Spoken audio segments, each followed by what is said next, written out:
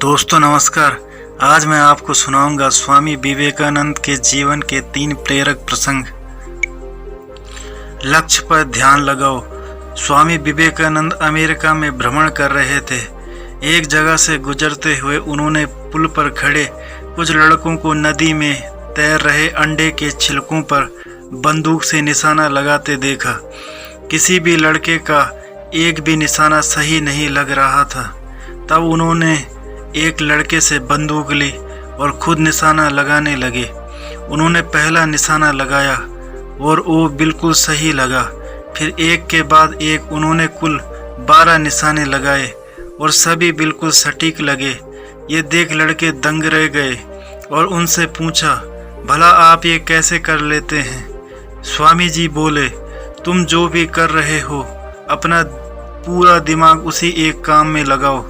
अगर तुम निशाना लगा रहे हो तो तुम्हारा पूरा ध्यान सिर्फ अपने लक्ष्य पर होना चाहिए, तब तुम कभी चूकोगे नहीं। अगर तुम अपना पाठ पढ़ रहे हो तो सिर्फ पाठ के बारे में सोचो।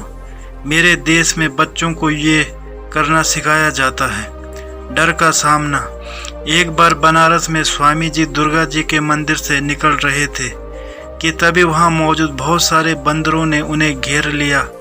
वे उनके नज़दीक आने लगे और डराने लगे। स्वामी जी भयभीत हो गए और खुद को बचाने के लिए दौड़कर भागने लगे, पर बंदर तो मानो पीछे ही पड़ गए और वे उन्हें दौड़ाने लगे। पास खड़ा एक वृद्ध सन्यासी ये सब देख रहा था। उसने स्वामी जी को रोका और बोला, रुको, उनका सामना करो। स्वामी जी तुरंत पलटे और बंदरों की तरफ बढ़ने लगे। ऐसा करते ही सभी बंदर भाग गए। इस घटना से स्वामी जी को एक गंभीर सीख मिली और कई सालों बाद उन्होंने एक संबोधन में कहा भी, यदि तुम कभी किसी चीज से भयभीत हो तो उससे भागो मत, पलटो और सामना करो। सच बोलने की हिम्मत। स्वामी विवेकानंद प्रारंभ से ही एक मेधावी छात्र थे और सभी उनके व्यक्तित्व और वाणी से प्रभावित रहते थे। जब वो साथी छात्रों से कुछ बताते तो सब मंत्र मुग्ध हो उन्हें सुनते। एक दिन इंटरवल के दौरान वो कक्षा में कुछ मित्रों को कहानी सुना रहे थे। सभी उनकी बातें सुनने में इतने मग्न थे कि उन्हें पता ही नहीं चला कि कब मास्टर जी कक्षा में आए और पढ़ाना शुरू कर दिया। मास्टर जी ने अभी पढ़ाना शुरू ही किया था कि वे उन्हें कुछ फुसफुसाहट सुनाई दी। कौन बात कर रहा है? उन्होंने तेज आवाज में पूछा। सभी ने स्वामी जी और उनके साथ बैठे छात्रों के तरफ इशारा कर दिया। मास्टर जी तुरंत क्रोधित हो गए। उन्होंने तुरंत उन छात्रों को बुलाया और पाठ से संबंधित एक प्रश्न पूछने लगे।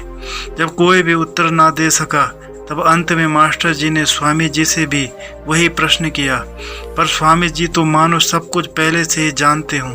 उन्होंने आसानी से उत्तर दे दिया। यह देख उन्हें यकीन हो गया कि स्वामी जी पाठ पर ध्यान दे रहे थे और बाकी छात्र बातचीत में लगे हुए थे। फिर क्या था, उन्होंने स्वामी जी को छोड़ सभी को बेंच पर खड़े होने की सजा दे दी। सभी छात्र एक एक कर बेंच पर खड़े होने लगे। स्वामी जी ने भी यही किया।